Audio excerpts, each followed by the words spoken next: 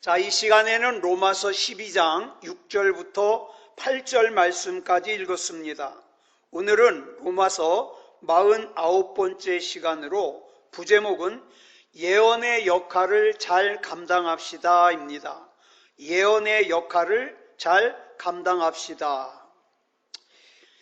이 철학자들이 흔히 하는 질문 가운데 인생이 무엇인가 라는 질문이 있습니다. 이 질문에 대하여 성경은 뭐라고 대답하고 있느냐? 해가 뜨면 금방 말라 비틀어지는 풀과 같다고 설명하고 있습니다. 또한 잠시 있다가 사라지는 안개 같다고 설명합니다. 즉 모든 것이 헛되고 그림자 같다는 것이죠. 이 무상하기 짝이 없는 내 손에서 떠난 화살같이 빠르게 지나가는 이 덧없고 짧은 인생을 저와 여러분이 정말 참되고 가치 있고 의미 있게 살기 위해서는 반드시 포도나무 되시는 예수 그리스도 안에 꼭 붙어 있어서 나에게 주어진 나의 역할을 잘 감당해야 벗어남이 없이 어그러짐이 없이 넘침이 없이 잘 감당해야 우리 인생이 의미가 있고 또 보람 있다고 할 수 있습니다. 민수기라는 성경의 배경은 신의 광야입니다. 그런데 이 신의 광야를 왜 사막이라고 부르지 않고 광야라고 부르는가? 이 성경에 보면은 광야와 사막의 차이가 있습니다. 사막은 뭐냐? 모래로 되어 있어요. 광야는 흙으로 되어 있습니다. 그래서 광야는 지금은 비록 황량한 땅이지만 그러나 비가 오면 그 땅이 비를 품고 풀과 나무가 자랄 가능성이 있는 땅을 뭐라 그래요? 광야라 그래요. 그런데 사막은 어떻습니까? 사막은 모래로 돼가지고 비가 오면 다 빠져나가요. 다 빠져나가. 그래서 풀과 나무가 자랄 가능성이 없는 곳이죠. 마찬가지로 우리가 주님을 품고 하나님의 말씀을 품고 믿음을 품고 그리스도 안에서 나 자신을 발견하고 우리 하나님께서 나에게 맡겨주신 사명, 나의 역할을 충실하게 살아간다면 나는 영원하신 하나님과 접속되어서 열매를 맺을 수 있는 인생을 살 수 있어요. 반면에 우리 주님도 흘려보내고 하나님의 말씀도 흘려보내고 그저 내 소견에 옳은 대로만 살면 그 인생은 사막 같은 인생을 살 수밖에 없습니다. 또 하나 비유하자면 내 힘의 근원을 내 안에 가지고 내 힘 가지고 사는 사람은 건전지 같은 인생이에요. 반면에 나는 아무것도 가지고 있지 않지만 전기 코드에 연결돼서 전기를 보내오는 그 발전소의 전기를 내 힘의 근원으로 삼는 사람은 전기 코드 인생을 살 수 있습니다. 건전지 인생은 자기 속에 뭔가 가지고 있는 게 있어요. 그런데 내 속에 가지고 있는 게 다 방전되면 끝입니다. 반면에 전기 코드 인생은 난 가지고 있는 게 없어요. 단지 전기에 연결만 되면 발전소에서 보내주는 만큼 힘을 발휘할 수 있지요. 그래요. 우리는 약합니다. 우리 인생은 풀 같고 안개 같고 그림자처럼 아무것도 아니지만 약하지만 부족하지만 그러나 저와 여러분이 인생을 사는 힘을 내 안에 가지고 있는 것이 아니라 나는 약하지만 부족하지만 난 내게 능력 주시는 하나님 안에서 살겠다고 하나님과 연결되는 순간 하나님의 능력이 내 능력이 되는 거예요. 내 능력이. 그러면 건전지 인생보다 더 강력한 인생을 살 수 있죠. 그런데 오늘 본문을 보면 그런 우리가 포도나무 되시는 예수 그리스도 안에서 예수 그리스도께 접붙임을 받아서 예수 그리스도 이름으로 감당해야 될, 다시 말해서 그리스도인, 하나님의 자녀, 하나님의 백성으로서 내가 해야 할 역할이 있다 이 말이에요. 그걸 로마서 12장이 설명해 주고 있어요. 그런데 이것은 교회 안에서의 생활에만 국한된 것이 아니에요. 많은 사람들이 착각하기를 이 성경에 나오는 말씀이 교회 생활 안에서만 국한된다고 생각해요. 그래서 교회 밖에 나가서는 하나님을 믿지 않는 사람들과 구별이 되지 않을 정도로 똑같이 살죠. 바울은요, 우리의 삶을 우리 주님 앞에 드리는 걸 뭐라 그랬어요? 영적 예배라 그랬어요. 산 제사라 그랬어요. 그런데 이 영적 예배는 교회 안에서만 드리는 것이 아니라 교회 밖에서도 자신의 삶을 우리 주님 앞에 드릴 수 있어야 돼요. 이런 의미로 보아야 하나님의 말씀이 의미하는 깊은 뜻을 바르게 이해할 수 있습니다. 자, 그러면 이런 생각을 가지고 우리 본문 6절 보겠습니다. 시작. 우리에게 주신 은혜대로 받은 은사가 각각 다르니 혹 예언이면 믿음의 분수대로. 오늘 본문을 보면 우리가 본받아야 될 바울의 정신을 다시 한번 설명하고 있어요. 내가 우리 주님 안에서 어떤 역할을 맡았든지, 사람이 보기에 큰 역할을 맡았든지 작은 역할을 맡았든지 어떤 역할을 맡았든지 그 역할은 하나님께로부터 나에게 주어진 은혜요, 은사라는 거예요. 그리고 여기서 말하는 은사라는 말은 선물이라는 뜻입니다. 즉 지금 나는 하나님께서 나에게 맡겨주신 사명과 역할이 하나님께서 나에게 주신 선물이라는 걸 알아야 돼요. 그래서 바울은 자기에게 주어진 역할을 감당하기 위해서 고난도 핍박도 무릅쓰고 자기의 목숨까지도 아깝게 여기지 않았습니다. 우리가 교회 안에서나 또 가정에서나 사업장에서 무슨 일을 하더라도 그것이 하나님께로부터 나에게 주어진 하나님의 은사요, 은혜라고 하는 인식을 가져야 돼요. 그래야 내가 하는 일을 하찮게 여기지 않고 중요한 가치를 부여할 수 있습니다. 또 내가 하는 일을 남이 하는 일과 비교하면 안 돼요. 남과 나를 비교할 때에 둘 중에 하나예요. 하나는 뭐냐면 남이 나보다 큰 일을 하면 어때요? 열등감이죠. 반면에 남이 나보다 작은 일을 하면 뭐예요? 교만함이죠. 그러니까 다른 사람과 나를 비교해서는 좋을 게 없어요. 열등감도 교만함도 하나님이 미워하셔요.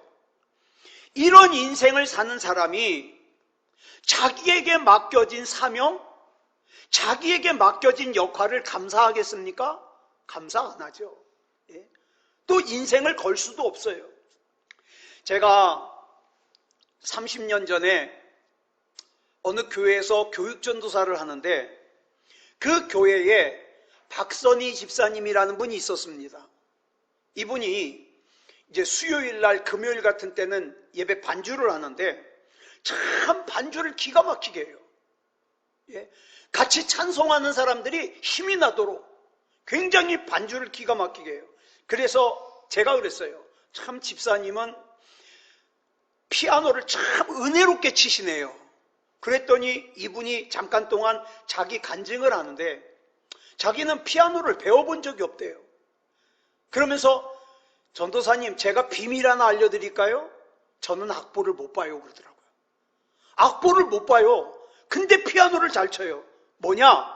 자기는 어느 날 피아노 반주가 너무 하고 싶어가지고 하나님 앞에 기도했대요. 하나님, 나 피아노 반주하고 싶어요. 하나님, 피아노 반주하고 싶어요. 막 기도를 했는데 어느 날 갑자기 찬양을 듣기만 하면 칠 수 있는 거예요. 찬양을 듣기만 하면. 그래가지고 이분은요, 반주를 할 때마다 어때요? 감사해요. 하나님, 내가 피아노를 칠 수 있음을 감사합니다. 내가 이렇게 예배 시간에 반주할 수 있음을 감사합니다. 감사하면서 쳐요. 반면에 많은 사람들이 음악 달란트나 미술 달란트나 또는 지식의 달란트를 하나님께서 맡겨주셨음에도 불구하고 그 달란트를 묵혀두면서 감사도 없이 기쁨이 없이 사는 사람들이 많아요. 자, 그러면 이제 오늘 본문에서 바울이 말하는 그리스도인의 역할, 예수님을 구주로 영접한 사람들의 역할이라는 것이 뭘 말하는가 하나씩 살펴보려고 합니다. 오늘은 그 중에 그리스도인이 감당해야 될 첫 번째 역할이 나오는데 뭐냐? 예언하는 일이에요. 예언하는 일. 우리는 흔히 예언이라고 하면 제가 자주 말씀드려서 이제 알겠죠? 미리 예자를 사용해가지고 어떻게 해요? 앞으로 다가올 일을 미리 알고 미리 예측하는 거. 이걸 생각해요. 그러나 성경에 나오는 예언은 그런 예언이 아니라 아래 나오는 예언이죠. 네? 여기서 예언에 해당하는 헬라어가 프로페테이아인데 이 단어를 한자로 쓰면 미리 예자가 아니라 맡길 예자예요. 우리가 예금 그럴 때 이 예자를 쓰거든요. 자, 하나님께서 맡겨주신 말씀을 뭐라 그래요? 예언. 하나님께서 나에게 맡겨주신 말씀이 예언이에요. 내가 성경을 읽다가 성령님께서 감동해 주신 말씀, 예언.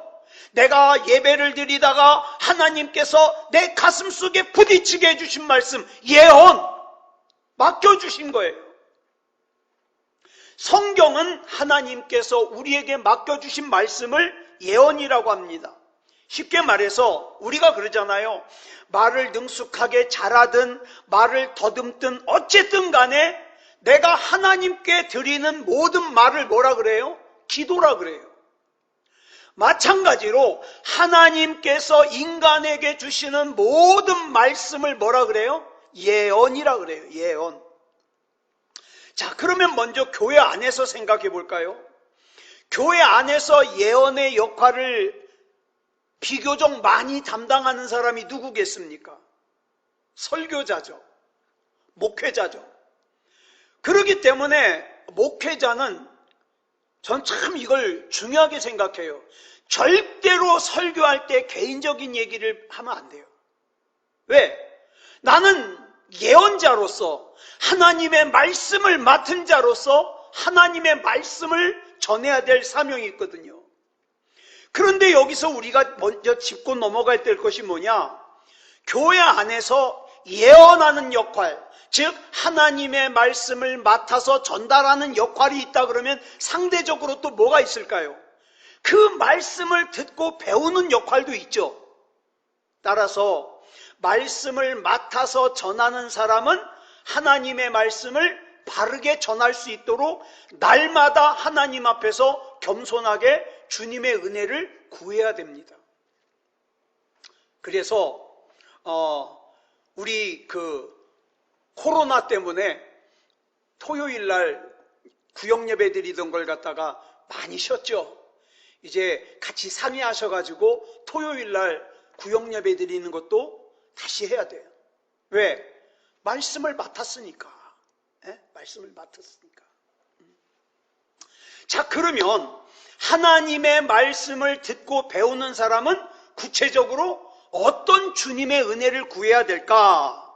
첫째, 말씀을 들을 수 있는 은혜를 달라고 기도해야 돼요. 말씀을 들을 수 있는 사람. 우리 예수님께서 말씀을 증거하실 때 많이 하신 말씀이 있어요. 뭘까요? 귀 있는 자는 들으라. 그렇죠? 귀 있는 자는 들어라. 이 말씀이 무슨 뜻이냐면 주님께서 같은 장소에서 같은 말씀을 하시는데 그 말씀을 받아들이는 능력과 정도가 다 다르더라 이 말이에요. 그죠? 그러므로 우리는 하나님 앞에 기도할 때 뭘 기도해야 되냐? 하나님의 말씀을 들을 수 있는 귀가 열리게 해달라고 기도해야 돼요. 자, 가롯 유다라는 제자가 다른 제자들과 함께 3년 동안 예수님과 함께 자고 예수님과 함께 먹고 예수님과 함께 다녔습니다. 그리고 동일하게 다른 제자들과 함께 예수님의 말씀을 들었습니다. 그런데 그랬던 가룟 유다가 은 30냥 받고 예수님을 팔아먹었잖아요. 왜 그랬을까요? 주님의 말씀을 듣는 귀가 열리지 않았기 때문이에요. 우리가 주님의 말씀을 바로 듣기 위해서는 먼저 주님의 말씀에 대한 흥미와 재미를 느껴야 돼요. 내가 성경을 읽으면서 재미를 느껴야 돼요. 흥미를 느껴야 돼요. 그래서 성경을 보면 시편 119편 103절에서 시편 기자가 뭐라 그랬습니까? 시작. 주의 말씀의 맛이 내게 어찌 그리 단지요 내 입에 꿀보다 더 다니이다. 우리가 이 은혜를 구해야 돼요. 하나님의 말씀이 내 입에 꿀보다 더 단 그런 은혜를 베풀어 주시옵소서. 하나님의 말씀에 더욱더 흥미를 가지게 하시고 하나님의 말씀에 더욱더 재미를 가지게 하시고 그 말씀 가운데서 하나님의 음성을 듣고 하나님의 말씀을 맡은 자가 되게 해주시옵소서. 기도해야죠. 우리 그런 경험 다 있으실 거예요. 소설을 읽다가 너무 재밌어가지고 밤에 잠도 안 자고 읽었던 거.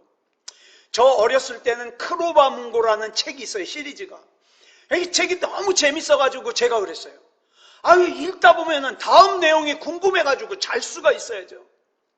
그래가지고 우리는 방 하나에서 6 식구가 다 잤는데 불을 끄면은 보이길 하나요? 그러니까 어떻게 합니까? 이불 속에 들어가서 후레쉬 비추면서 읽었어요. 너무 재밌어가지고. 자, 우리의 육체는 시간이 가면 어떻습니까? 쇠해집니다. 쇠해져요. 내가 천년만년 건강하고 천년만년 젊을 것 같은데 그거는 어리석은 사람이에요. 그런 생각은. 금방 몸이 쇠해져요. 기억력도 점점 감퇴됩니다. 우리가 나이가 들어 점점 기억을 잃어갈 때 우리에게 남는 게 뭐겠습니까? 젊었을 때 내 속에 채워둔 거예요. 전에도 말씀드렸지만 저희 어머님이 이제 아들인 저도 못 알아보셔요. 엄마 내가 누구예요? 그러면 몰라요. 아들 그러면 웃으셔요. 자, 잘 못 알아보시는데 신기한 게 있어요. 찬송은 4절까지 다 외워요. 젊었을 때 불렀으니까. 옛날 일들은 잘 기억하셔요. 그래서 찬송가 가사들은 잘 기억하셔요. 성경 말씀 읽어드리면 잘 기억하셔요.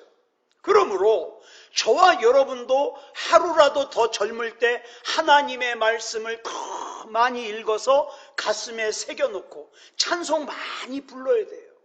이것이 우리의 인생을 주님의 말씀 안에서 영광스럽게 마무리할 수 있는 길이거든요. 그 다음 2번째로 하나님의 말씀을 듣고 배우는 사람이 구해야 될 것은 2번째가 뭐냐? 들은 말씀을 재해석할 수 있는 은혜를 구해야 돼요. 우리가 설교를 듣는 것으로만 그치면 안 되고 난 설교 들었으니까 끝! 듣는 것으로만 그치면 안 되고 그 말씀을 내 안에 적용해서 재해석해야 돼요. 이 말씀이 지금 나에게 하시는 말씀이 뭐냐? 이 재해석해야 돼요. 우리가 가지고 있는 성경은요, 지금으로부터 약 3,500년 전부터 1,500여 년에 걸쳐서 약 40여 명의 사람들이 쓴 거예요. 성령의 감동으로. 그렇기 때문에 이 성경의 본질적인 내용을 제외하고는 오늘을 살아가는 우리와 상황에 맞지 않는 부분이 있어요. 그런 부분은 어떻게 해요? 재해석을 해야 돼요. 이게 바로 설교예요. 재해석해드리는 거. 그러므로 설교를 듣는 사람은 설교자의 해석을 내 상황 속에 비추어서 재해석할 수 있어야 돼요. 하나님께서 이 말씀을 통해서 나에게 뭘 원하시는지, 나에게 뭘 말씀하시는지 재해석을 할 수 있어야 돼요. 왜냐하면 재해석을 해야 그 말씀이 내 안에서 나를 변화시키는 레마의 말씀이 될 수 있기 때문에. 그 다음 세 번째로 말씀을 받은 사람이 구해야 될 은혜는 주님의 말씀을 실천할 수 있게 해달라고 기도해야 돼요. 우리가 주님의 말씀이 맛있고 흥미가 있고 재미가 있다는 걸 느꼈어요. 자, 그러면 그 주님의 말씀을 또 내 삶 속에서 재해석하는 능력도 키웠어요. 적용하는 능력을. 그러면 이제 내 삶 속에서 재해석된 그 주님의 말씀을 실천해야 돼요. 내가 보기에 어떠하든지 이 말씀이 이루어질 가능성이 있어 보이든지 없어 보이든지 일단 이 말씀을 하나님께서 나에게 맡겨주셨으니까 나는 이 말씀을 내 삶의 현장에서 실천해야 돼요. 이게 어려워요. 아무리 주님의 말씀을 읽고 재해석을 하고 적용을 해도 주님의 말씀을 실천하지 않고 그저 생각에만 머물러 있으면 안 되죠. 우리는 한 예로 사랑이라는 것이요, 이론과 실제가 다르다는 걸 알고 있어요. 예전에 제가 젊었을 때 보면 연애에 대해서 굉장히 해박한 친구들이 있어요. 연애 그러면 아주 그냥 이론적으로 술술 나와요. 그런데 이론적으로 잘 알고 있는 애들이 대부분 연애를 한 번도 안 해본 애들이에요. 이론만 잘 알아요.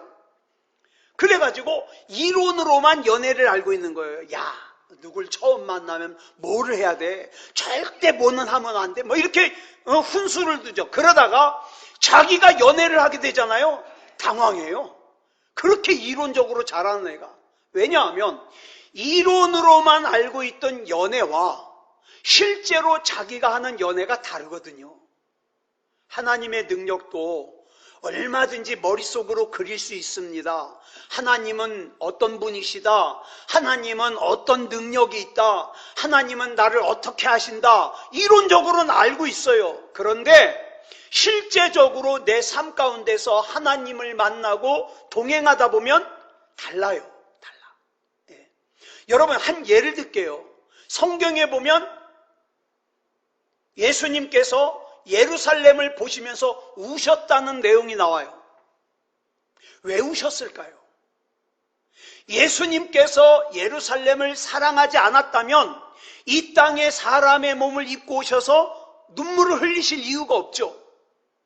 그런데 우리가 이제 하나님의 말씀을 읽으면서 예수님이 우셨다는 내용을 똑같이 봐요.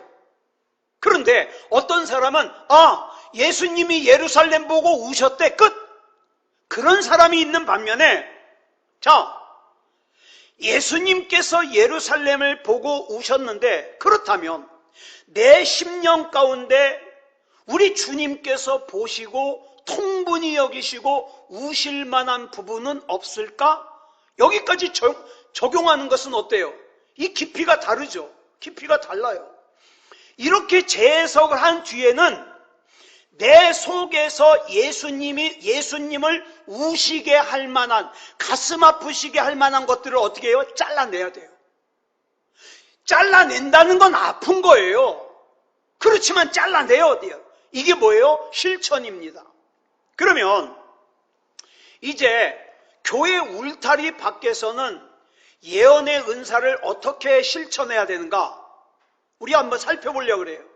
신명기 6장 6절로 7절 말씀 보겠습니다. 시작.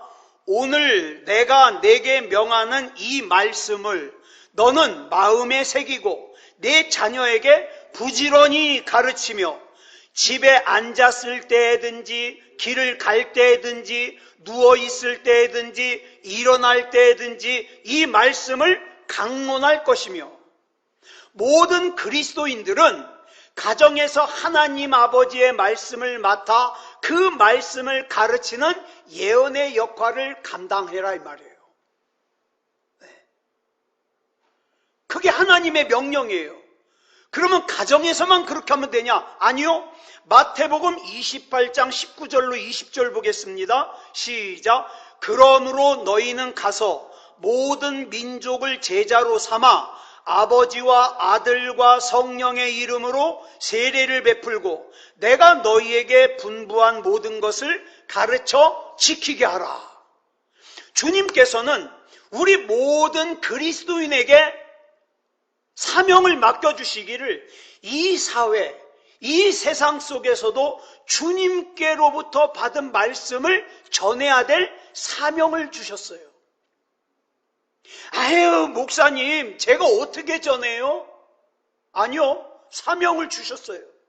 간단히 말하자면 그리스도인은 교회 울타리 안에서는 주님의 말씀을 듣고 배우고 교회 울타리를 넘어서는 순간 교회에서 들었던 말씀, 하나님께서 맡겨주신 말씀을 전하고 가르쳐야 될 사명이 있어요. 그러려면 어떻게 해야 돼요? 내가 먼저 말씀을 믿어야죠. 그렇죠? 우리가 이 예언의 역할을 잘 감당하기 위해서 잊지 말아야 될 사실이 있어요. 그게 뭐냐? 본문 6절에 아까 나왔는데 믿음의 분수대로 이 말씀이에요. 믿음의 분수대로. 우리는 그러잖아요. 그러면 아무한테나 전도를 하면 됩니까? 아니요. 아무한테나 전도하면 안 돼요. 왜? 아직 이걸 받아들일 준비가 안 된 사람들이 있거든요. 그런 사람들에게는 절대 말하면 안 돼요. 의미가 없어요. 그러면 어떤 사람에게 말해야 되냐? 이게 준비가 된 사람에게 말을 해야 되는데 그걸 누가 결정하냐? 기도해야죠. 하나님, 내가 하나님의 말씀을 전해야 될 타이밍을 가르쳐 주시옵소서. 그리고 무슨 말을 전해야 될지도 가르쳐 주시옵소서. 그러니까 믿음의 분수대로는 무슨 뜻이냐면 믿음의 정도에 따라서 하라 이 말이에요. 이것은 주님의 말씀을 전하는 사람의 믿음의 수준대로 전하라는 것도 있고, 또 하나는 주님의 말씀을 받는 사람의 수준에 따라 전하라는 뜻도 돼요. 주님의 말씀을 전하는 사람은 내 수준 안에서 전해야 돼요. 괜히 어려운 거, 나도 잘 이해 못하는 것 같다 전하다 보면 뭐 하기 쉬워요? 거짓말하기 쉬워요. 그러니까 억지로 하지 말고 내가 분명하게 아는 거, 내가 분명하게 믿는 거, 내가 분명하게 체험한 말씀, 그거 전하면 되는 거예요. 그리고 그 주님의 말씀을 듣는 사람의 수준을 감안해서 전해야죠. 상대방의 수준을 갖다가 수준보다 어려운 말씀을 전하잖아요. 그러면 설득력이 떨어지게 돼요. 의미가 없어지죠. 그러니까 우리는 성령님의 인도하심을 받아야 돼요. 하나님, 저는요 아무개가 참 예수 믿고 구원받았으면 좋겠어요. 그런데 어느 때 어느 말씀을 전해야 될지 하나님께서 가르쳐 주세요. 그러고 기도하는 거예요. 고린도전서 3장 1절을 보면 바울이 뭐라 그랬어요? 어린아이를 대함과 같이 하노라. 그러니까 말 그대로예요. 젖 먹는 수준의 사람에게는 뭘 주고? 젖을 주고, 죽을 먹는 사람의 수준에는 죽을 주고, 밥을 먹을 수 있는 사람에게는 진수성찬을 차려주고, 이렇게 하라 이 말이에요. 그러면 수준에 맞추어서 주님의 말씀을 전하려면 어떻게 해야 되느냐? 첫째, 주님의 말씀을 전하는 사람이 말씀을 떠나면 안 돼요. 내가 먼저 주님의 말씀에 온전히 붙어있지 않고서는 주님의 말씀을 전하는 이 예언의 사명을 감당할 수가 없죠. 상대방의 수준에 맞게 쉽게 이야기할 수 있으려면 먼저 뭐예요? 이 말씀을 전하는 사람이 이 말씀을 믿어야 돼요. 이 말씀을 완전히 이해를 해야 돼요. 그리고 그 주님의 말씀을 지금의 상황에 맞게 재해석을 하고 적용할 수 있어야 돼요. 그래야 그 듣는 사람이 그 말씀을 듣고 힘을 얻기도 하고 용기를 얻기도 하고 신앙을 고백하기도 하고 그러죠. 나는 이 말씀 못 믿겠는데 자기도 못 믿는 말씀을 전한다. 그러면 듣는 사람이 그걸 믿겠어요? 여러분, 한글로 기록되어 있는 주님의 말씀을 내가 읽어서 전달한다. 이건 누구든지 다 하죠. 한글만 읽을 수 있으면. 그러나 전하고자 하는 말씀을 전하는 사람이 먼저 다 이해를 하고 나는 이 말씀을 믿습니다. 내가 확실하게 믿고 있는 이 말씀을 아무개도 믿었으면 좋겠습니다. 그렇게 기도한 다음에 전한다. 역사가 일어나겠죠. 시편 1편 2절을 보면 복 있는 사람을 설명하기를 뭐라고 설명하느냐?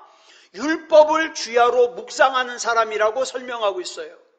이렇게 주야로 하나님의 말씀을 묵상하는 사람이 하나님의 명령을 바르게 전할 수 있어요. 매일같이 말씀을 가까이 하다 보면 어느 순간에 하나님이 주시는 레마의 말씀을 받잖아요. 그러면 어떤 현상이 나냐? 나 혼자 알고 있기 아까운 거예요. 그래가지고 어떻게 해요? 누군가에게 문자를 보낸다든가 누군가에게 알려준다든가 하게 돼 있어요. 내가 받은 말씀이 없으니까 관심이 없는 거지. 내가 성경을 읽고 내가 말씀을 가까이 하면 그런 말씀이 반드시 나와요. 그래서 주야로 주님의 말씀을 묵상해야 되는 거예요. 그 다음에 두 번째로는 뭘 해야 되냐? 말씀을 온전히 믿어야 돼요. 믿어야 돼요. 주님의 말씀을 전하는 사람이 주님의 말씀을 믿지 않으면 주님의 말씀에 힘이 떨어지죠. 왜? 진실성이 없거든요. 했대. 성경에서는 그랬대. 그러면 안 되죠. 성경을 보면 안드레라는 사람이 예수님을 만났어요. 그리고 예수님의 말씀을 듣다 보니까 이 안드레가 저 예수님이 메시아가 확실한 거예요. 확신이 들었어요. 그래가지고 자기 형 베드로에게 찾아가서 자기가 메시아를 만났다고 설명을 해요. 그랬더니 베드로가 모든 걸 버리고 예수님을 만나러 갔어요. 자, 보세요. 여기 중요한 게 있어요. 이렇게 짧은 안드레의 말 한마디에 어떻게 베드로가 자기의 모든 걸 버리고 예수님께 갔을까요? 이게 중요한데 이유는 그거예요. 안드레의 말에는 확신이 있었어요. 확신. 하나님께서 나를 책임진다는 확신. 내 인생은 절대로 실패할 수 없다는 확신. 하나님께서 나를 책임진다는 확신. 이걸 확신을 가지면 다른 사람에게도 확신 가지고 전할 수 있죠. 내가 온전히 믿을 때 그 믿음은 반드시 다른 사람에게도 전달이 되는 거예요. 우리가 교회 안에서 주님의 말씀을 듣고 배우되 그 목적은 울타리를 벗어나 주님께서 내게 맡겨주신 주님의 말씀을 누군가에게 전달하는 예언의 역할을 감당하기 위해서예요. 예언의 역할을. 그러므로 이 사명을 잘 감당하기 위해서는 어떻게 해야 된다고요? 주님의 말씀을 늘 가까이 하는 그리스도인이 되어야 되겠죠. 우리가 전한 주님의 말씀으로 누군가가 인생이 변하고 그 사람의 가정이 변하고 그 사람의 일터가 새로운 의미를 갖게 된다. 이것처럼 귀한 기적이 어디 있겠습니까? 또 이보다 더 큰 기쁨도 없죠. 여러분, 이 세상에서 우리 육체의 눈에 보이는 업적은 언젠가 다 사라져요. 그러나 우리가 전한 주님의 말씀, 또 그날 전한 말씀으로 인하여 거듭난 생명, 이건 영원해요. 나중에 우리 하나님 앞에서 결산할 때 그건 그때에도 유효하다니까요. 그러니까 저와 여러분이 날마다 주님의 말씀 가운데 거하여 매일같이 성경 한 절이라도 읽고 묵상해서 주님의 말씀의 사람이 되므로 주님의 말씀을 맡은 예언의 역할을 감당하는 사람으로 그 사명을 잘 감당할 때 내 삶의 현장에서 나도 살지만 내가 감당하는 예언의 역할 때문에 다른 사람도 사는 기적을 경험할 수 있다 이 말이에요. 저와 여러분도 자꾸 그랬으면 좋겠어요. 이 말씀은 나 혼자 알고 있기 아깝다. 누구에게 보내줘야 되겠다. 이게 뭐예요? 예언의 역할이에요. 말씀을 맡은 자의 역할. 아무쪼록 우리 이렇게 주님 안에서 말씀을 맡은 예언자의 역할을 잘 감당하는 그런 저와 여러분이기를 그리스도 예수님의 이름으로 축복합니다. 기도하겠습니다. 사랑의 아버지 하나님, 감사합니다. 이 시간에 우리 주님 앞에 영적 예배를 드리는 산 제사를 드리는 하나님의 사람으로서 우리가 어떤 사명을 감당해야 될까? 첫 번째로 하나님의 말씀을 맡은 예언의 역할을 감당해야 된다는 걸 나눴습니다. 늘 하나님의 말씀을 가까이 하고 하나님의 말씀의 인도하심을 받아 하나님의 말씀으로 나도 살고 하나님의 말씀으로 내 사랑하는 사람들도 살리는 말씀의 사람이 되게 해 주시옵소서. 우리 주님께서 붙잡아 주실 줄 믿사오며 그리스도 예수님의 이름으로 감사하며 기도드렸사옵나이다. 아멘.